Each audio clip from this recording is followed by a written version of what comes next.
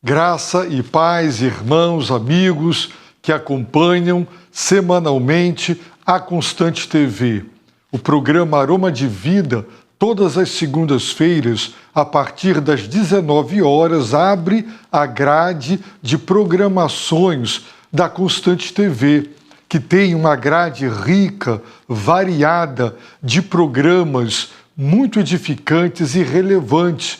E eu convido você, se ainda não é inscrito, a entrar em nosso canal, inscrever-se, ativar o sino.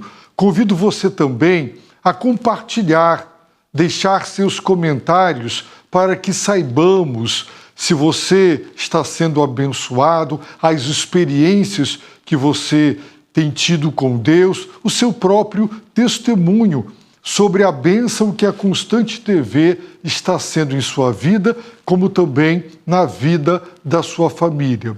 O programa Aroma de Vida é um programa que crê e tem como pressuposto a verdade e a certeza de que a Bíblia é a palavra de Deus. E quando nós abrimos as Escrituras, dela exala um aroma, assim como as flores exalam um gostoso perfume das Escrituras, elas exalam vida, vida abundante, vida eterna. Por isso, o nosso compromisso é com a exposição da Palavra de Deus. E o programa Aroma de Vida tem esta proposta. Estamos expondo a primeira carta escrita pelo apóstolo Pedro. No capítulo 1, foram 25 mensagens, verso por verso. Hoje nós concluiremos o capítulo 2, 17 mensagens ao todo. E se Deus assim permitir, faremos a exposição do capítulo 3, do capítulo 4 e do capítulo 5. Quando encerrarmos, começaremos uma exposição de um outro livro da Bíblia, ou do Velho ou do Novo, porque o programa Aroma de Vida crê que as palavras do Senhor Jesus são espírito e vida, elas vivificam, pois é a palavra de Deus. Hoje nós consideraremos o último versículo do capítulo 2. O apóstolo Pedro, ele nos diz assim em 1 Pedro, capítulo 2, verso 25, porque vivieis como ovelhas desgarradas, mas agora retornastes ao pastor e bispo da vossa alma. Vamos recordar o contexto? Pedro está se dirigindo aos cristãos que eram escravos. Pedro os exortou e ensinou para que fossem submissos aos seus senhores, aos gentis e bons, mas também aos maus. E o apóstolo, divinamente orientado e seguindo bem de perto o ensinamento do Senhor Jesus, que apresenta o distintivo cristão do Evangelho, ele nos ensinou que quando alguém, um crente, um servo de Deus, uma serva de Deus, portanto, e isso não se limitava apenas aos escravos, Pedro estabeleceu um princípio geral. Sempre que um homem de Deus, uma mulher de Deus, suporta tristezas, suporta sofrimento injusto por causa da sua consciência para com Deus, esse fato é digno de louvor diante de Deus, agrada a Deus quando os seus filhos e filhas agem desse modo. Pedro também disse que essa é a nossa vocação, fomos chamados para isso. Isso o quê? Suportar tristezas e sofrimento injusto, mesmo quando fazemos o bem. Pedro também nos deixou claro que Jesus, o Filho de Deus, nosso amado Redentor, ele deixou exemplo. Ele sofreu injustamente, ele suportou tristezas, ele só fez o bem, mas ele suportou tristezas e sofrimentos injustos. E esse exemplo por ele deixado É como uma trilha, como pegadas, como passos que se tornam uma trilha para que sigamos. Não é apenas um exemplo para ser observado, exaltado, mas para ser seguido, imitado, reproduzido, para que não restasse sombra de dúvidas quanto à santidade dele. O apóstolo enfatiza que ele não cometeu pecado, na sua boca não foi achada mentira, muito menos engano. Quando insultado, ele não retribuía, não revidava com o insulto, e quando maltratado e ameaçado, ele não se vingava, ele se entregava àquele que julga com justiça, Deus o Pai.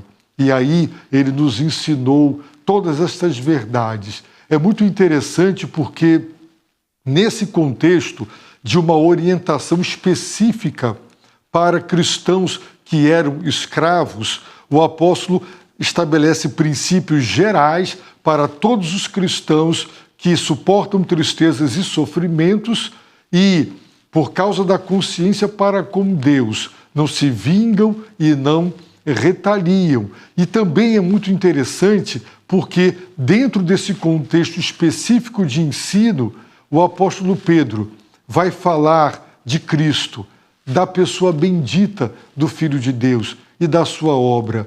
Portanto, por causa de uma orientação sobre conduta e comportamento e procedimento, nós temos textos ricos de cristologia, ricos e que foram usados na história da Igreja pelos servos de Deus que defenderam a ortodoxia, defenderam a sã doutrina. Paulo, no capítulo 2 da sua carta aos Filipenses, para exortar os cristãos a tratarem mutuamente uns aos outros com humildade, ele vai falar de Cristo.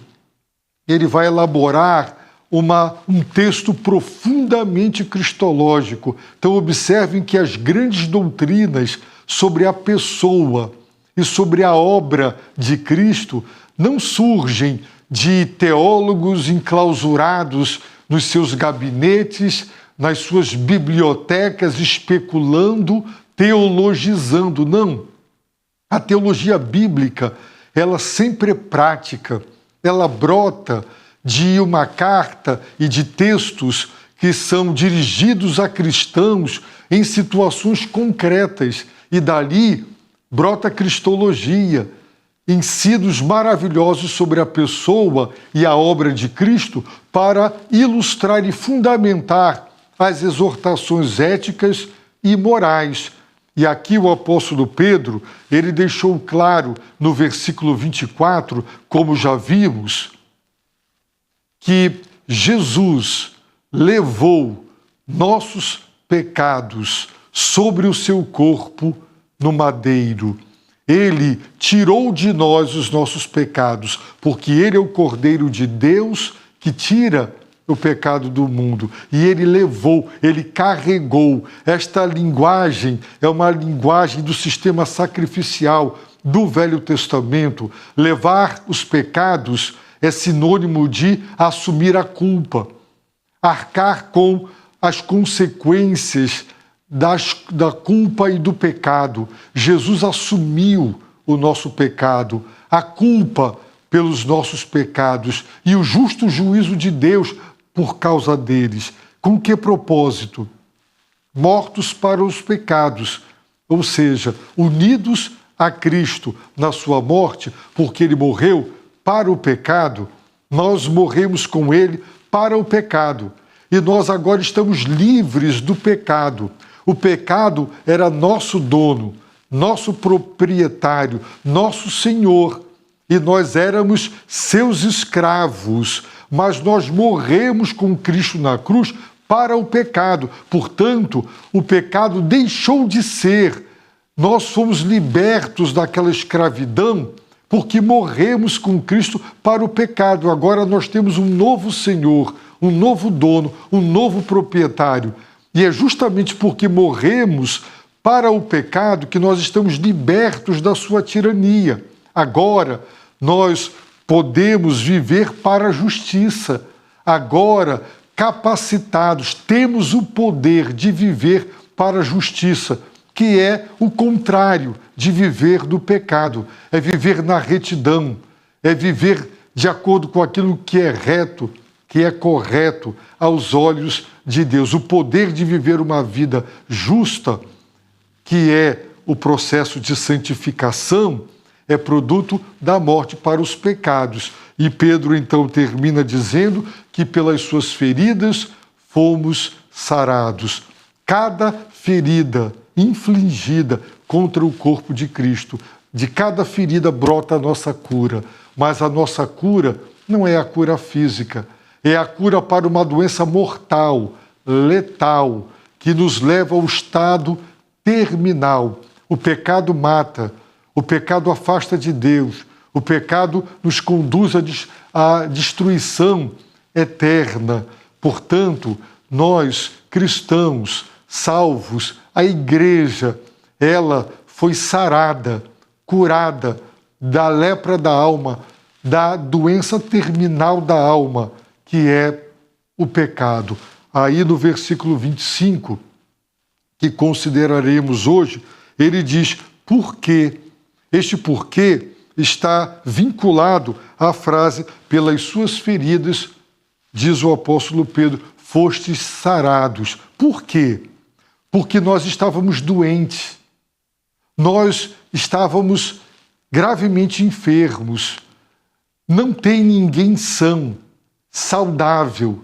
Todo ser humano é pecador, está doente, está padecendo, não tem saúde moral e espiritual e precisa do médico dos médicos.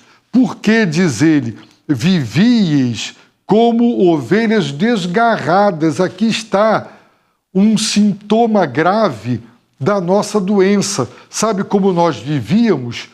Ele diz, vós vivíeis como ovelhas desgarradas. No capítulo 1, nós já vimos que o apóstolo Pedro, ele diz que nós, como filhos obedientes, não devemos nos amoldar aos desejos que tinhais em tempos passados na vossa ignorância.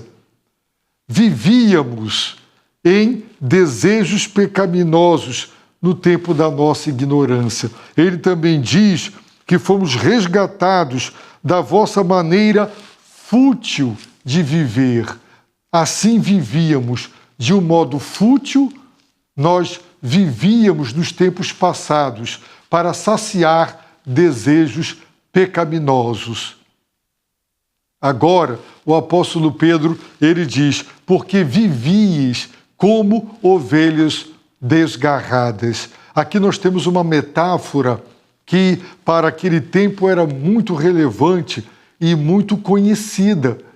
A metáfora da ovelha que se desgarrou, a ovelha rebelde, a metáfora da ovelha rebelde, a metáfora da ovelha que desobedeceu o pastor e se desgarrou, se afastou e se perdeu, está andando sem direção, está andando a esmo, está exposta a todos os perigos, está vulnerável aos predadores. Nós vivíamos antes de conhecer a Cristo, antes de nos encontrar com o Salvador, nós vivíamos exatamente como ovelhas desgarradas, afastados de Deus. Nós vivíamos longe de Deus, longe da igreja, do rebanho, do aprisco divino. Nós andávamos perambulando. E hoje nós podemos dizer, esse é um quadro que descreve com exatidão como as pessoas que não têm Cristo estão vivendo. Elas estão vivendo assim, como ovelhas desgarradas. Jesus olhava as multidões e ele se compadecia delas. Seu coração batia forte, misericórdia. Ele ficava compadecido de ver as multidões como ovelhas sem pastor, desgarradas, sem liderança, sem rumo, sem norte e vulneráveis. É por isso que as pessoas sem Deus e sem salvação são cooptadas pelas ideologias que escravizam a mente, que fazem com que as pessoas matem e morram por ideias. Estão muito vulneráveis, porque o ser humano é um ser vazio quando ele não tem Deus. E ele vive à procura de sentido para dar significado à sua vida. E ele está à mercê, como uma ovelha desgarrada, está à mercê de um lobo devorador. E os lobos devoradores na Bíblia são descritos como os falsos mestres, os falsos ensinos que seduzem, que iludem, que fazem promessas vazias, inúteis e em vão, que levarão as pessoas após a morte à mais absoluta decepção quando descobrirem que viveram suas vidas e creram em ideologias que eram erradas, ideologias que negavam Deus, a sua palavra, e que os desviou para sempre do aprisco do Senhor. Assim vivíamos, portanto, éramos ovelhas desgarradas, a esmo, afastadas, mas, diz o apóstolo Pedro, vivíeis. Essa era a condição anterior. E imediatamente, exatamente como no versículo 24, nós somos remetidos para o livro do profeta Isaías. Lá no capítulo 53, o servo sofredor, ele cumpre um papel messiânico, ele é o Messias.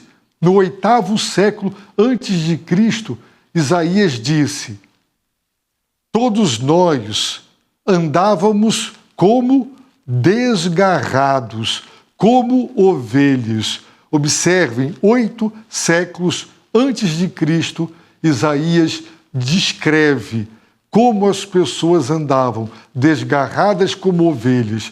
Cada um se desviava pelo seu caminho. Observe que não é só do ponto de vista coletivo. Cada um, o aspecto individual, se desviava. Cada um se desvia e é responsável pelo seu desvio, pelo seu caminho. Cada um quer trilhar um caminho próprio. Mas o Senhor fez cair a maldade de todos nós sobre ele. Por isso, ele levou, diz o apóstolo Pedro, os nossos pecados, a nossa maldade. Deus fez recair sobre o Filho de Deus, no seu corpo, sobre o madeiro. Ele levou as nossas maldades e os nossos pecados. Como ele nos amou com amor eterno. O apóstolo Pedro, então, continua e diz: mas agora, então vejam, vivíeis, está descrevendo um estilo, um modo de vida que antecedeu a conversão, ao encontro com Cristo, aquele momento de regeneração. Pedro falou que Deus nos regenerou, ele nos fez nascer de novo. Ele falou que a nossa vida foi purificada pela obediência à verdade. Quando ouvimos a palavra da verdade do Evangelho e pela graça obedecemos, nós tivemos a nossa vida purificada. Pedro também já disse que nós fomos resgatados, libertos do pecado, e o preço desta libertação, o sangue do Cordeiro, o sangue de Cristo, sangue conhecido antes que o mundo existisse, e que se manifestou na história, no tempo e no espaço. Então, nós vivíamos assim, mas agora, disse o apóstolo, retornastes ao pastor, retornastes ao bispo da vossa alma. A palavra, o verbo retornar, retornastes, traduz uma palavra grega que normalmente é traduzida como conversão, converter. É preciso encontrar Cristo para se converter. É interessante porque agora retornastes no português, ou agora vos convertestes. Parece que a iniciativa é nossa. Nós tivemos consciência, a ficha caiu, nós percebemos que estávamos afastados e, por vontade própria, forças próprias, consciência própria, tomamos a decisão de voltar. Mas o verbo, traduzido aqui retornastes ou convertestes, está na voz passiva. Está dizendo que vocês retornaram porque alguém foi buscar. Alguém, imagine uma pessoa caminhando numa direção e alguém vai ao encontro dela e faz com que ela dê a meia volta e ela caminhe na direção oposta. O Senhor Jesus veio buscar e salvar os perdidos. E ele contou em Lucas 15 uma parábola sobre o pastor que ama todas as suas ovelhas. E ao perder uma, não disse, eu tenho 99, está bom, eu só perdi uma, o prejuízo é mínimo. Não, ele foi buscar, ele foi procurar, até encontrar. E ao encontrar, ele a pega em seus braços e ele a traz e ele festeja porque encontrou a ovelha perdida. Pedro diz, mas agora retornastes. O Senhor fez com que retornássemos. O Senhor nos converteu. Quando você retorna, é porque Deus, o Senhor Jesus, pelo Evangelho, chamou você, atraiu você, pôs a mão no seu ombro e disse, você está caminhando na direção errada, dê a volta, e pelo poder dele, nós nos arrependemos. E há essa conversão, essa mudança de rumo numa direção cada vez mais para longe do aprisco e do rebanho e do próprio Deus, agora voltando na direção de Deus, na direção do aprisco, na direção do rebanho. E ele diz, mas agora retornastes. Vamos ver em outras passagens bíblicas, no livro de Atos dos Apóstolos, essa mesma palavra e como ela é traduzida. Vejamos, em Atos 9:35 está escrito, e viram-no todos os que habitavam em Lida e Sarona, os quais se converteram ao Senhor. Viram o poder de Deus, viram e eles se converteram ao Senhor. Eles foram convertidos ao Senhor. É o mesmo verbo em 1 Pedro 2:25, traduzido lá como retornastes. No próximo texto de Atos dos Apóstolos, nós temos, e a mão do Senhor era com eles, e um grande número de pessoas creu e se converteu ao Senhor. Estão vendo? Um grande número de pessoas tanto creu quanto se converteu ao Senhor. Então, o verbo retornaste de 1 Pedro 2:25 tem este sentido de converter-se, conversão. Vejamos o próximo texto. Homens, por que estás fazendo isso?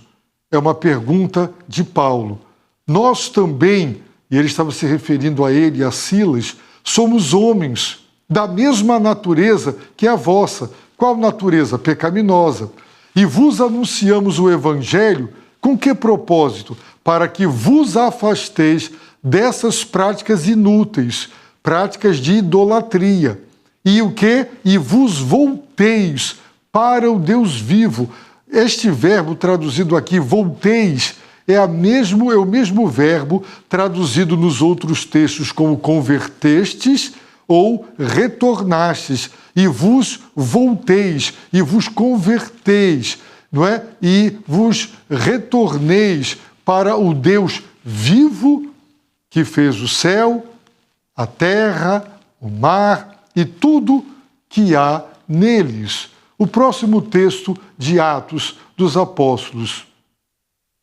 Aqui nós encontramos o apóstolo Paulo dizendo o que foi que o Senhor Jesus lhe revelou sobre o propósito do seu apostolado e da sua missão, para lhes abrir os olhos dos gentios, a fim de que se convertam das trevas para a luz, do poder de Satanás para Deus, para que recebam o perdão dos pecados e herança entre os que são santificados pela fé em mim. Sim, o apóstolo Paulo foi enviado com o Evangelho, com a pregação do Evangelho. Você abre os olhos dos homens, e quando os olhos dos homens, os olhos do coração, são abertos, então eles se convertem. Do que para quê? Das trevas para a luz, do poder de Satanás para Deus. Então, o apóstolo Pedro está dizendo, antes vocês viviam como ovelhas desgarradas, na rebelião, na insubmissão, no afastamento, andando a esmo, sem rumo, sem direção, sem líder. Mas agora retornastes. Vocês estão voltando. Não porque tiveram essa consciência, mas é produto do fato de que Jesus, o bom pastor, vai ao seu encontro, vai te buscar. Onde você estava, Deus colocou alguém na sua vida. A palavra, um programa, de algum modo, Deus foi ao seu encontro e te chamou. Dê a meia volta, converta-se, volte, venha na minha direção. E quem é ele? Agora retornastes ao pastor, agora retornaste ao bispo da vossa alma. É muito interessante, porque o apóstolo Pedro aqui, ele está atribuindo a Jesus um título que era atribuído exclusivamente a Deus, o Senhor, lá no Antigo Testamento, o precioso e muito conhecido Salmo 23. O Senhor é o meu pastor. Aqui, Jesus está sendo apresentado como o pastor do rebanho. Então, observe, no Antigo Testamento, o rebanho era o povo de Israel. E o apóstolo Pedro está transferindo todos os títulos que pertenciam aos israelitas, à nação de Israel, nação santa, sacerdócio real, povo de propriedade exclusiva de Deus. Ele atribui agora à igreja, porque a igreja agora é o Israel de Deus. A igreja é o rebanho e Jesus é o pastor. E ao atribuir com letra maiúscula este título a Jesus, Pedro está deixando claro a sua divindade. O Senhor é o meu pastor, Jesus é o meu pastor. E foi assim que Jesus se apresentou, de acordo com o Evangelho de João. Vejamos, em João 10:11, Jesus disse: eu sou o bom pastor. O bom pastor dá a vida pelas ovelhas. Jesus é o bom pastor. O bom pastor no Antigo Testamento, o Senhor Deus. Jesus, sim, é tão divino quanto o Senhor Deus, o Pai. Ele é o nosso pastor, que nos protege, que nos alimenta, que nos sacia, que nos guia e nos protege do mal, dos lobos devoradores, das ideologias mentirosas que enganam, que iludem, que deixam as pessoas encantadas e fascinadas, mas iludidas, lamentavelmente. Pedro também diz que Jesus é o bispo de nossas almas. A palavra bispo é tirada da língua grega e bispo tem a ver com aquele que é o supervisor, o superintendente, aquele que faz a gestão, aquele que acompanha, aquele que guarda, que protege, o guardião. Querem ver? Atos, capítulo 20, verso 28, Paulo está se despedindo dos presbíteros da igreja de Éfeso, que eram os pastores. E ele diz, portanto, tende cuidado de vós mesmos e também tende cuidado de todo o rebanho sobre o qual o Espírito Santo vos constituiu bispos. Então, observem, qual era o papel dos bispos? Para pastoreardes. Então, o próprio Espírito Santo foi quem constituiu os presbíteros, que são os pastores, bispos, guardiães, superintendentes do rebanho. Com que propósito? Pastoreardes a igreja de Deus, que ele comprou com o próprio sangue. Então, Jesus é o bispo da nossa alma, é o nosso supervisor, é o nosso guardião. E nós aprendemos no Salmo 121 que o guarda de Israel, o guardião de Israel é o Senhor, que não cochila, que não dorme, que está sempre atento, vigilante, para livrar o seu povo dos perigos. Sim, nós, outrora, os cristãos que se converteram, viviam outrora, nos tempos passados, na ignorância e numa maneira fútil de viver herdada dos seus antepassados. Mas agora houve uma conversão, um retorno pelo poder do pastor que foi buscar a ovelha perdida. Sim, nós vivíamos assim. Agora nós retornamos, voltamos, nos convertemos ao pastor e bispo de nossa alma. Eu quero lhe perguntar, você já se converteu? Já foi convertido pelo poder de Deus? Jesus tem colocado pessoas na sua vida, amigos, parentes, que oram por você, convidam você para fazer um estudo bíblico, para ouvir a palavra. Deus está mandando instrumentos para ir ao seu encontro, ir te buscar. E Ele está te chamando. E as ovelhas ouvem a sua voz, conhecem a voz do bom pastor e seguem o bom pastor. Você já se converteu? Você já retornou para Jesus, o bispo, o pastor de sua alma? Os cristãos, sim. A igreja de Cristo, sim. Portanto, não faz sentido uma pessoa dizer que é convertida se ela vive desgarrada, extraviada, perambulando por este mundo de pecado, por este mundo caído, por este mundo que não ama a Deus, que odeia a Cristo e odeia os filhos de Deus. Pessoas convertidas encontraram o pastor e se saciaram, porque ele nos conduz aos pastos verdejantes, às águas tranquilas, o seu cajado disciplina, mas também protege. E ainda que andemos pelo vale da sombra da morte, e todos nós vamos entrar nesse vale, o vale em que a morte está tão perto de nós, que a sua sombra já está nos alcançando. Um dia eu e você, nós entraremos nesse vale, porque chegará a hora de partir. E mesmo que entremos no vale da sombra da morte, não temeremos, porque o nosso pastor e bispo estará conosco e partiremos deste mundo com ele, em sua presença e para a sua presença. Mas isso só acontecerá se você se converter e retornar. Então é hora de se arrepender dos seus pecados, é hora de crer em Jesus e de aceitá-lo como seu único e suficiente Salvador. Eu oro para que Deus te conceda essa graça de se converter e de retornar para Ele. Que Ele te abençoe rica e abundantemente.